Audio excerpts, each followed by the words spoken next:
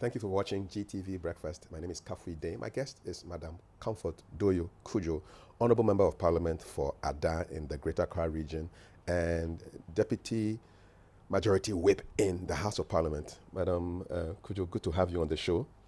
Thank you. How does it feel to be the Deputy Majority Whip in the House of Parliament? Oh, very exciting, because if you are in majority, which means government whip, so it's like you navigate between Parliament and then the government issues, and then listen to the public too, so that you can work accordingly.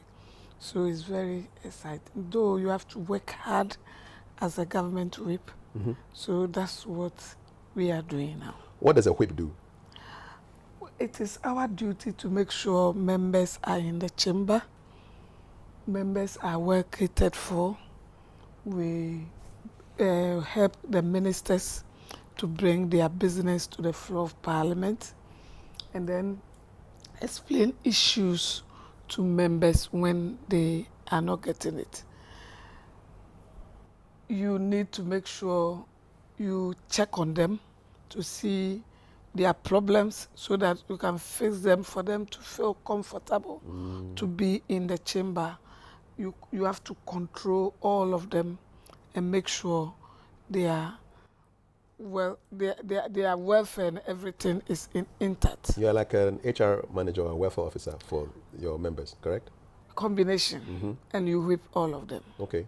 And can you punish people who go out of line? We do. What kind of punishment can you punish an MP?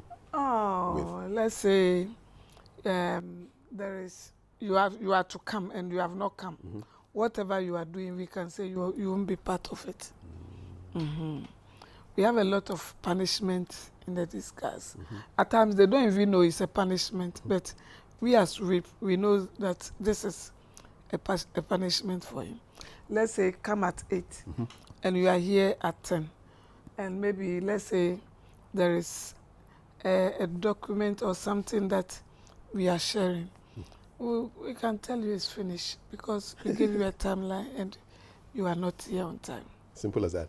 As simple as that. And because you have not gotten it too, you will be worried that everybody is having it and we are not getting. Yeah. So not too long ago, you spoke about the readiness of women to take leadership roles. I mean, is your appointment as Deputy Majority Whip a reflection of that readiness of women? Yeah, it's a reflection of readiness of women. When even when we were in opposition, and ever since before even coming to Parliament, I always advocate for women, because I realize that women always feel shyness is part, reluctant, and want to dodge some name callings, call you names. So because of that, when you are pushing women, they want to go back. But I always tell people, use me as an example. Were you ever shy? Never. You've never been shy? Never. Use me as an example, because when I took the decision that I'm coming to Parliament, with all the obstacles, I just make sure I ignore all the noise making and focus on what I'm doing, and I'm here. What were some of the big obstacles that you had to jump over? Anytime you want to assume higher office, people feel you should be somebody that you have your master's, if degree upon degree. Is he a lawyer? Is he a doctor? Me, I'm an ordinary person. My mother is an illiterate. My father is an illiterate. My mother is a trader in the market. I was trained in the market, and I managed to have my diploma. And I wanted to climb higher in let's say this to be where I am now. And people feel, why should she be there? But I never lied to my people. I told them this is what I have. I showed them my, even I display my grade, and they feel they are comfortable with it, so I should go. So once my people has approved that Doyoe go, no problem. Nobody, nothing. You can mock, you can laugh, you can shout, you can, whatever you are doing. Once I've approved, my people have approved, I'm not looking anywhere. Did you get a lot of pushback from men? A lot. Hey, what the men did to me. What did they do to you? A lot. Even I could remember a team went around and started speaking to people in my communities. And then one of the topic is, how can you change well-educated person with Doyoe? Doyoe who cannot write a name and cannot read and write. But that was a lie. You were trained as a stenographer. Yeah, you can write. But that's the assumption. Okay, all right. That once you don't have, you are not called a doctor, a lawyer, a this, which means you cannot even write. They don't see even secondary school as education. If you are a secondary school or certificate holder, they don't see you as so when they started those things, then they got to a community called Azizanya. Then they grouped the people and was telling them, Doyoe is not well educated, so don't allow her to go to parliament. Then one of them asked them, we send educated person. We send somebody who can't speak slangs to parliament. What was the return? Even when he speaks, we don't understand. So her 1111 English is better for her, so allow her to go. And that's how you went through? I went through because I didn't lie to them. I showed them what I have, and they approved. So you're honest to them? I was honest to them. So I have never lied to anybody that I'm a master's holder and a lawyer. So if you are judging me by that, then you are rather mistaken. You are rather doing the wrong thing. Did you defeat men all the times that you went to the people to seek their vote? In 2012, did you defeat a man? I contested 3 men. Yes. Yeah. In 2012, you beat them? Yeah, 3 men. And I defeated them. 2016? Yes, that one too, I think 4 men. You defeated them all? I defeated 2020? A woman came, and a man came, I think 2 men, 1 woman, myself. I cleared all of them. You cleared them? Oh, off crap. And so you cleared them and you entered parliament? I cleared all of them because my people said I should come to parliament. And then you got to parliament. Was it something that you were expecting? Yeah. I prepared before contesting. How did you prepare? I prepared my mind and asked myself, we are always there clapping to make people we are key makers and send people there. And the result that we expect, we are not getting. So what do? I have to go and see what is there that people cannot perform. So I came in and I realized that it is 2 ways. You perform in parliament, you perform in the constituency. So I combined the 2. So nothing holds me back.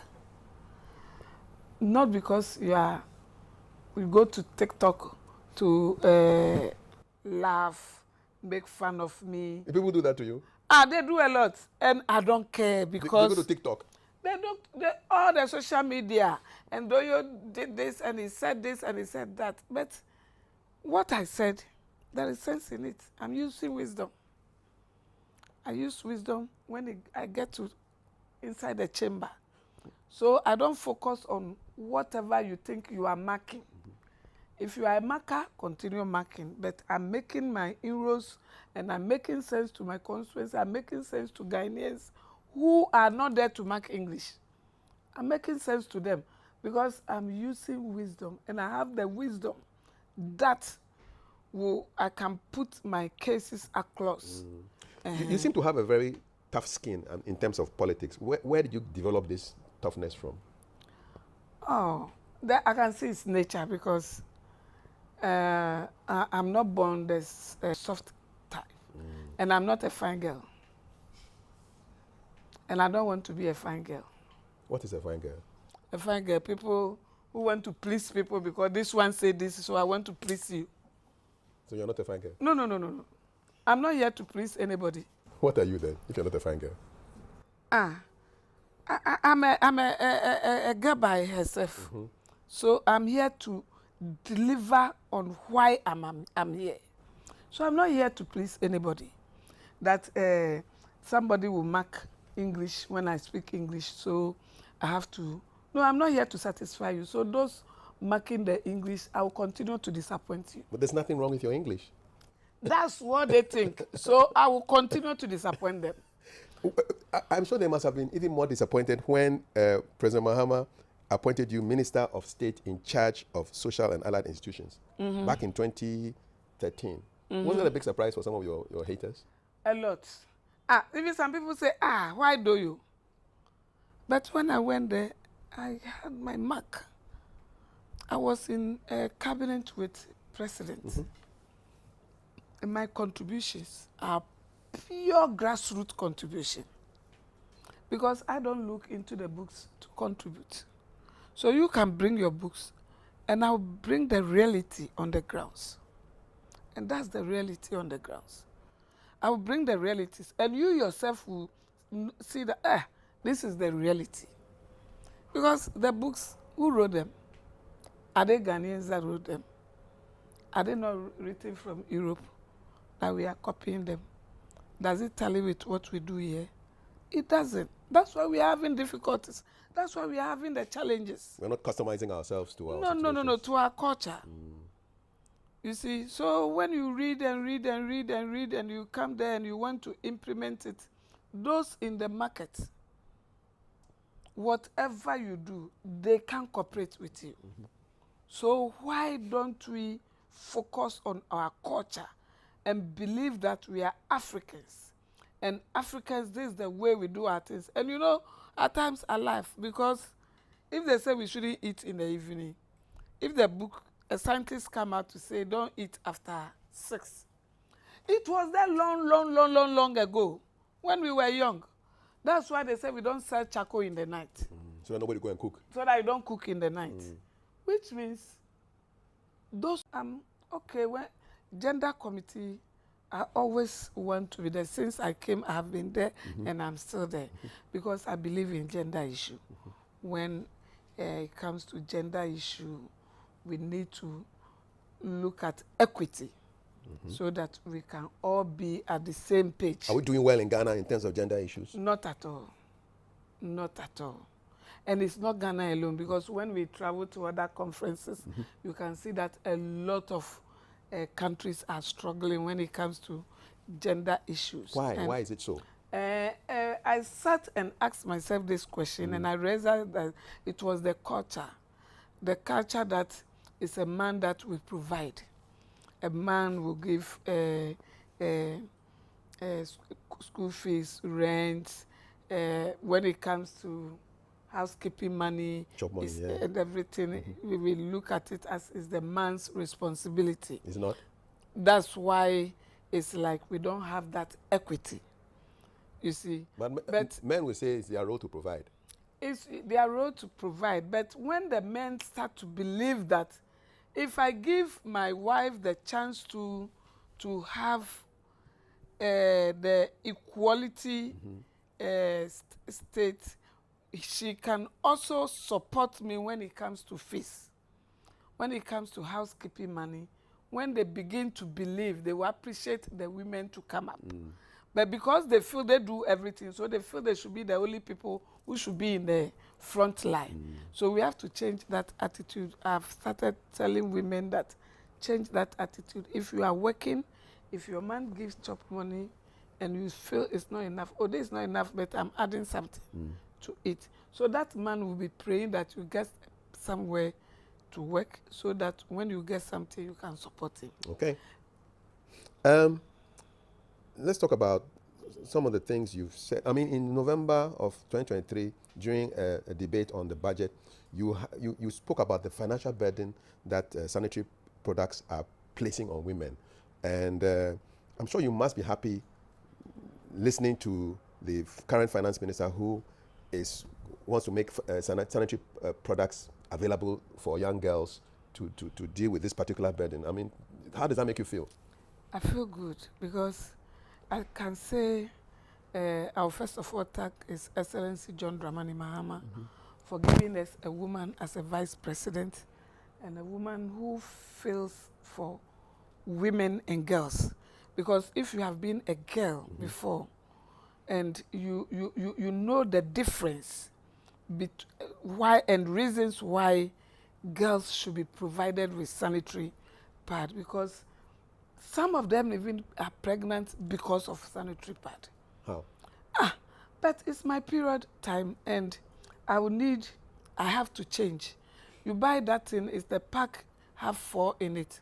And that 4, if you really want to be neat and clean, you will use about 2 packs a day. Because every hour or 1.5 hours, you have to go to the washroom, change, and put another one there to avoid infections and other things. And the 1 pack is 20 Ghana. And every day, if you buy 2 pack and keep 40 Ghana times 7. 280. 280. 280. So where would that young girl get the 280 from? Even a housekeeping money to give to the girl to go to school is a problem. So what will he do? He will start speaking with to men. You see, so if the man too will not give you anything free. No man will give you anything free. No man? No man. I'm here to see that man. How many men have you seen? Oh, no man. The moment, just that some of the girls are tough. So if they come and you give 1, 2, 3 and you want to touch them, then they will start. The men always want something, eh? In return, no man will give you free. So that's why those who are not tough get pregnant. You see, and some of them, they will not go to the school at all because they can't go and lobby for this sanitary pad. So they would rather stay at home and some of them use rags. Some of them use the old way of protecting us from soiling ourselves. What was the old way? That's bue. The Gans call it bue. Okay, what is it made of? The tree call it amwase.